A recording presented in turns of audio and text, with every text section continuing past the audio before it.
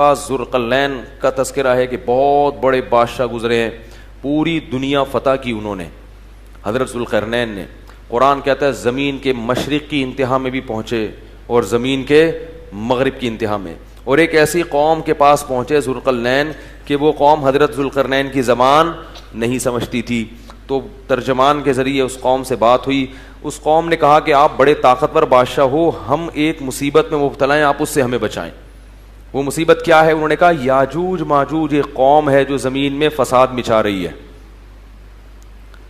تو آپ ہمیں اس سے کیا کریں, اس کے شر سے بچا لیں.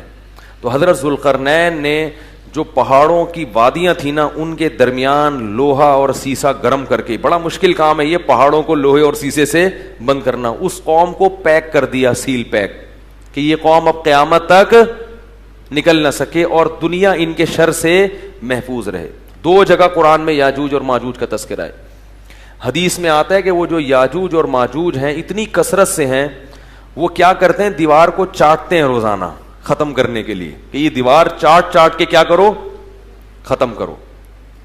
اور وہ جب ختم ہونے کے قریب رہتی ہے تو وہ کہتے ہیں اب ہم کل اس کو چاٹیں گے, اور انشاءاللہ نہیں کہتے. تو جب اگلا دن آتا ہے تو دیوار واپس اسی طرح ہو چکی ہوتی ہے.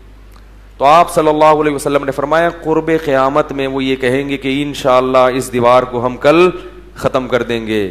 تو جب انشاءاللہ کہیں گے کہ اللہ نے چاہا, کیونکہ وہ مسلمان نہیں ہے وہ قوم, جب اللہ نے چاہا کہیں گے تو وہ دیوار اگلے دن کیا ہو جائے گی, ختم. اور قرآن میں آتا ہے کہ پھر وہ زمین میں پھیل جائیں گے. وَتَرَكْنَا بَعْضَهُمْ يَوْمَئِذٍ يَمُوجُ فِي بَعْضٍ, اتنی کثرت سے زمین میں وہ بہت بڑی تعداد ہوگی ان کی, بہت بڑی تعداد.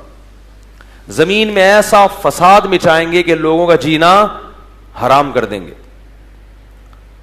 گھس رہے ہوں گے ایک دوسرے کے اندر, اتنی کثرت سے ہوں گے. فرمایا, اور پھر حدیث میں آتا ہے, یہ تو قرآن میں ہے نا کہ اتنی کثرت سے ان کو چھوڑ دیا جائے گا. حدیث میں آتا ہے کہ حضرت عیسیٰ علیہ الصلاۃ والسلام جب نازل ہوں گے تو پھر یاجوج ماجوج کو ختم کریں گے, ان کی لڑائی ہوگی, وہ اللہ سے بد دعا کریں گے. پھر حدیث میں آتا ہے کہ اتنی لاشیں جب وہ مریں گے نا, اتنی لاشیں ہوں گی کہ ان کی لاشوں کی کثرت سے زمین میں بدبو اور تعفن پھیل جائے گا, اور اتنی لاشوں کو ٹھکانے لگانا مسلمانوں کے بس میں نہیں ہوگا. پھر حضرت عیسیٰ علیہ السلام اللہ سے دعا کریں گے, بارشیں برسیں گی, سیلاب آئیں گے جن میں ان کی لاشیں بہہ بہہ کے ٹھکانے لگیں گی. تو پھر اس کے بعد دنیا سے کفر کا خاتمہ ہو جائے گا. پھر آپ صلی اللہ علیہ وسلم نے بتایا کہ حضرت عیسیٰ علیہ الصلوۃ والسلام کی معیت میں ایسا زمین میں پھر انصاف پھیلے گا, ایسا انصاف پھیلے گا, ایسی اللہ کی عبادت ہوگی کہ برکتیں نازل ہوں گی. ایک انگور کا دانہ اتنا بڑا پیدا ہوگا کہ لوگ اس کو سیراب کر کے, ایک انگور کے دانے سے کئی کئی آدمی سیراب ہوں گے, اتنے بڑے بڑے انگور پیدا ہوں گے. کیونکہ جب تقویٰ ہوگا نا زمین میں تو برکتیں آسمان سے نازل ہوں گی, پھلوں کے سائز بڑھ جائیں گے, ان کے ذائقے بڑھ جائیں گے. ابھی تو دیکھو چھوٹے ہوتے جا رہے ہیں, پبلک بھی چھوٹی ہوتی جا رہی ہے, قد چھوٹے ہوتے جا رہے ہیں. وہ ٹھگنی سے ایک آدمی کی شادی ہوئی کسی چھوٹے قد کی عورت سے, بچے اتنے اتنے سے. اب وہ ماں بچوں کو کھلا رہی ہے, بڑے ہی نہیں ہو رہے, وہ ماں پہ گئے قد میں. تو وہ شوہر جل کے اپنی بیوی سے کہتا ہے یہ بڑے نہیں ہوں گے, ان کو جتنا کھلائے گی یہ اور چھوٹے ہو جائیں گے. کہتا ہے ان کے ساتھ پودے لایا تھا, وہ بڑے ہو گئے اور یہ اتنے کے. یہ کوئی پرانے زمانے کا ہم نے کلپ سنا تھا. تو ہر چیز جو ہے نا اس کی برکت کیا ہو رہی ہے, ختم. اب آپ دیکھو, ہمیں یاد ہے بچپن میں جب روٹی پکتی تھی نا کچن میں, خوشبو آتی تھی دور تک. اب روٹی میں خوشبو ختم ہو گئی ہے, تو برکتیں ختم ہو رہی ہیں, ذائقے ختم ہو رہے ہیں. ہری مرچوں میں مرچیں نہیں ہیں. میں ہری مرچوں کا عاشق ہوں, میں کھانے میں ہری مرچ کے بغیر کھاتا نہیں ہوں, اور ایسے چباتا ہوں ایسے ایسے کر کے. مجھے لوگ دیکھتے ہیں. ایک دفعہ میں ہوٹل میں گیا تو میں نے کہا ہری مرچیں لے آؤ. وہ مذاق سمجھتے ہیں, وہ ایک اٹھا کے لے آتا. میں کہتا بھائی ہری مرچیں لے کر آؤ یار. اس نے غصے میں نا پوری پلیٹ بھر کے لے آیا, تو میں کھا گیا. میں تو چاہ ہی رہا تھا کہ پلیٹ بھر کے لے کر آؤں. تو حیران ہو رہا یار, یہ تو میں سمجھتا تھا کہ مذاق کر رہا ہے. تو لیکن اب ہری مرچوں میں ذائقہ 6-7 چبا جاؤ, اس کے بعد کوئی ایک آدھ نکلتی ہے. ہر چیز میں ذائقہ کیا ہو رہا ہے, اس کا گناہوں سے بھی بڑا گہرا تعلق ہے. کچھ تو یہ کھاد واد کے اثرات ہیں, کچھ ہماری بدعمالیاں بھی ہیں. چیزوں کے ذائقے کیا ہو رہے ہیں, ختم ہو رہے ہیں.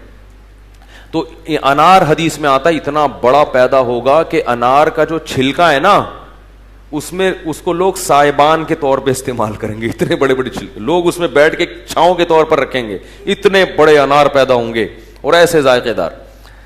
تو یہ کچھ علامات تھیں جو اللہ تعالیٰ نے قرآن مجید میں بیان کی. اس پر پھر کبھی بیان کریں گے علامات قیامت پر, قیامت کی علامات میں کیا کیا ہیں. تو یہ ایک مستقل ٹاپک ہے. اس میں لوگوں نے موضوع من گھڑت قصے بہت بنائے ہوئے ہیں, صحیح روایاتیں کم ہیں, اور جو موضوع من گھڑت کتابیں اور اپنی طرف سے قصے کہانیاں بنا کے, ورنہ یہ ایک مستقل ٹاپک ہے. قرآن و سنت میں اس پر بہت کچھ بیان کیا گیا ہے. تو خیر, اصحاب کہف کا یہ واقعہ تھا اور حضرت موسیٰ علیہ السلام کا یہ واقعہ.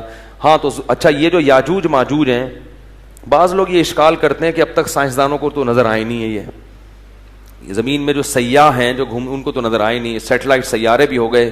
تو یاد رکھو, انسان نے یہ دعویٰ کرنا غلط ہے کہ زمین کا ایک ایک چپا دیکھ لیا, ایسا نہیں ہے, یہ دعویٰ ہی غلط ہے. گوگل میپ سے جب تک دیکھیں گے نہیں نا جا کے, اور دیکھنے میں آسان نہیں ہے, اور یہ بھی ممکن ہے کہ اللہ نے اس کو گوگل میپ سے چھپا دیا ہو, پردے میں رکھا ہو, وہ پیک بھی ہو گئے ہوں گے کہ وہ اوپر سے نظر نہیں آ رہے ہوں گے. اور بعض لوگ یہ کہتے ہیں کہ یہ چائنیز ہے نا, یہ یاجوج ماجوج ہے. تو مجھے نہیں پتا, ممکن ہے, میری تحقیق نہیں ہے, کوئی بھروسہ نہیں ہے, کیونکہ یہ بھی پہاڑوں کے اندر ہے اور یہ بھی اتنے زیادہ ہیں کہ جب یہ آئیں گے نا چنگ چنگ پونگ پونگ کر کے پوری دنیا میں.